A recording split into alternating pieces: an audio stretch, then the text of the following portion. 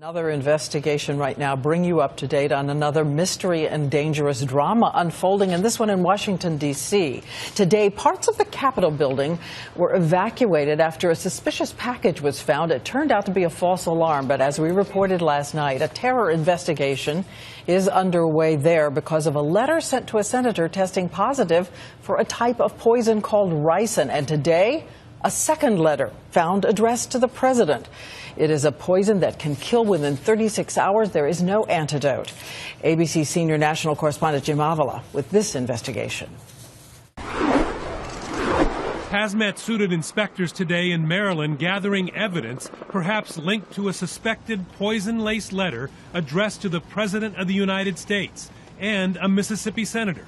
While on Capitol Hill, mail delivery is stopped and staff warned not to open unsealed envelopes. All staff and other personnel are directed to avoid this area until further notice. The fear, ricin, easily made from castor beans by would-be bioterrorists. If you ingested enough of it, it could be very damaging and it could kill you. Two letters, one addressed to President Obama, another to Mississippi Senator Roger Wicker, showed initial positive results for ricin in not always reliable field tests. The letters never reached the White House or Capitol. The mail sent here is screened, and that these tests are undertaken at remote sites to mitigate the risk. The first, addressed to Senator Wicker, was stopped in suburban Maryland, 10 miles from its intended target on Capitol Hill.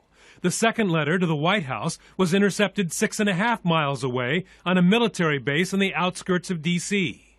A third post office sorting facility suffered possible contamination to its filtering system from an unknown source, some 10 miles from downtown Washington. Protections, including air sensors at screening centers, set up after the anthrax attacks in 2001 that killed 5 Americans and injured 17 others in this country's worst ever bioterrorist attack. It happened just after 9/11. Today's apparent attempt, so close to another incident of domestic terror, is an eerie reminder of those frightening days. Now, the FBI is investigating the suspected poisonous letters, both of which contain the same weird, almost indecipherable message. But so far, no suspects. Diane?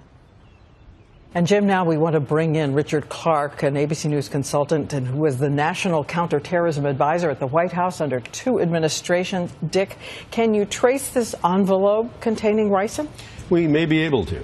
Ricin leaves a trail of breadcrumbs, if you will. Right now, federal authorities are going to the post office in Memphis, where this was postmarked. They're going to try to find it there, little traces of ricin, just as we did with anthrax in 2001. In 2001, we were able to trace it back to a particular mailbox in Princeton, New Jersey, with the anthrax.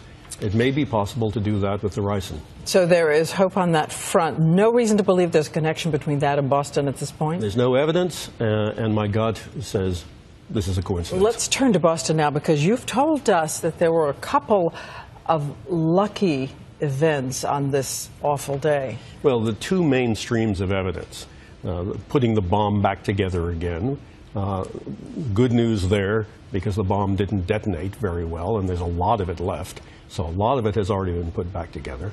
And the other stream of evidence is the surveillance tape.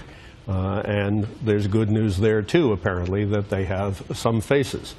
So we may be in one of those cases that gets cracked quickly. Too early to tell yet, but we may know very soon. And in terms of putting it together, you reminded us that they put back together the plane at Lockerbie, Pan Am 103. Pan Am 103 was a 747 that blew up at altitude, spread over 100 square miles. The FBI put that plane back together, just as they are today putting the bombs back together. All right. I know you're going to be standing by with us throughout the evening as we bring everyone the very latest developments. Thanks, Dick.